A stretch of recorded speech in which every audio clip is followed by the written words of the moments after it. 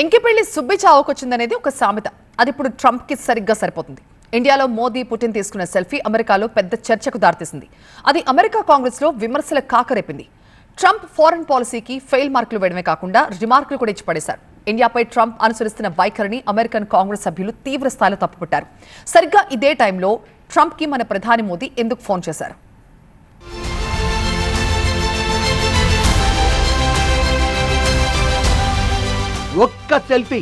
ఒకే ఒక్క సెల్ఫీ అమెరికాలో ట్రంప్ కి కుల్ఫీ. నలుగు పెట్టి 4 వాయించేసిన కాంగ్రెస్ ఫారిన్ పాలసీలో ట్రంప్ ఫెయిల్ అని డిక్లేర్.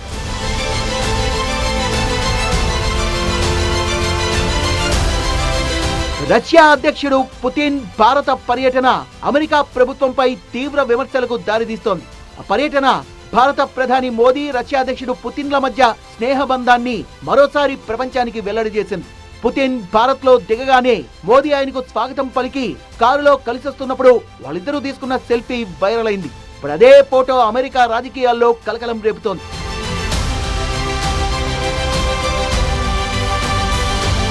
(2022) రష్యా యుక్రెయిన్ యుద్ధం మొదలైన తర్వాత పుతిన్ భారత పర్యటనకు రావడం ఇదే తొలిసారి. ఢిల్లీలోని పాలెం విమానాశ్రయంలో పుతిన్ దిగగానే ఆయనకు రెడ్ కార్పెట్ స్వాగతం లభించింది. ఆయన మోదీ ఆత్మీయంగా ఆలింగనం చేసుకున్నారు. ఇద్దరు తమ కాన్వాయ్లో వదిలిపెట్టి టయోటా ఫార్చ్యూనర్ లో ప్రధాని అధికారిక నివాసం వరకు కలిసి ప్రయాణించడం చర్చనీయాంశమైంది. ఆ కార్ రైడ్ నా ఆలోచన, మా స్నేహానికి చిహ్నం. ఆ సమయంలో మేం మాట్లాడుతూనే ఉన్నాం. చర్చించుకోవడానికి ఎప్పుడూ ఏదో ఒక అంశం ఉంటుందని రైడ్ గురించి పుతిన్ పేర్కొన్నారు. రష్యా నుంచి చమురు కొనుగోలు చేస్తున్నందుకు భారత్ పై అమెరికా భారీగా సుంకాలు విధించిన నేపథ్యంలో ఈ పరిణామం చోటు చేసుకుంది. అది మొత్తం ప్రపంచం దృష్టిని ఆకర్షించిన క్షణమైంది.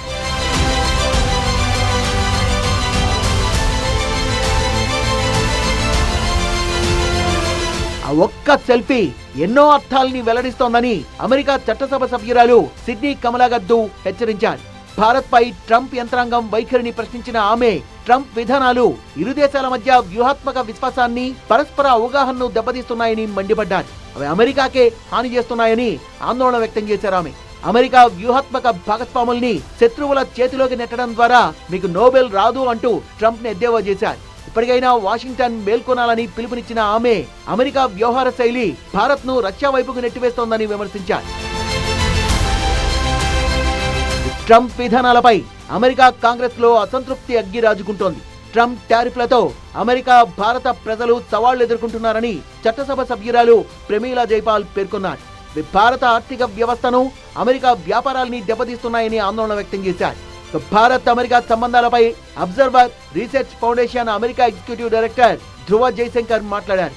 పాకిస్తాన్ సైనిక నాయకత్వంపై ట్రంప్ యంత్రాంగం చూపిస్తున్న అభిమానాన్ని ప్రశ్నించిన ఆయన భారత్ కు వ్యతిరేకంగా ఉగ్రవాదాన్ని ఎగుమతి చేసే పాక్ తో ఇలాంటి సంబంధాల్ని వ్యతిరేకించారు. భారత్ వేగంగా వృద్ధి చెందుతోన్న ఆర్థిక వ్యవస్థల్లో ఒకటని మరో చట్టసభ సభ్యుడు బిల్ హుయిజంగా అన్నారు. స్వేచ్ఛాయుత ఇండో పసిఫిక్ పరిరక్షణకు భారత అవసరాన్ని నొక్కి చెప్పారు. ఈ రెండు దేశాల సంబంధాలు వ్యాపారపరమైనవి మాత్రమే కావన్నారు. భారత్ అమెరికా వ్యూహాత్మక భాగస్వామ్యంపై house foreign affairs south and central Asia subcommittee ముందు వీళ్లు తమ ఆందోళన వ్యక్తం చేశారు. ట్రంప్ కు వ్యతిరేకంగా అమెరికా కాంగ్రెస్ లో రాజుకున్న ఈ అసంతృప్తి అగ్గి ఎటు దారితీస్తుందో చూడాలి. కాంగ్రెస్ సభ్యులు తలంటు పోయడంతో భారత్ మ్యాటర్ లో ట్రంప్ వైఖరిలో మార్పు ఏమైనా వస్తుందేమో కూడా చూడాలి.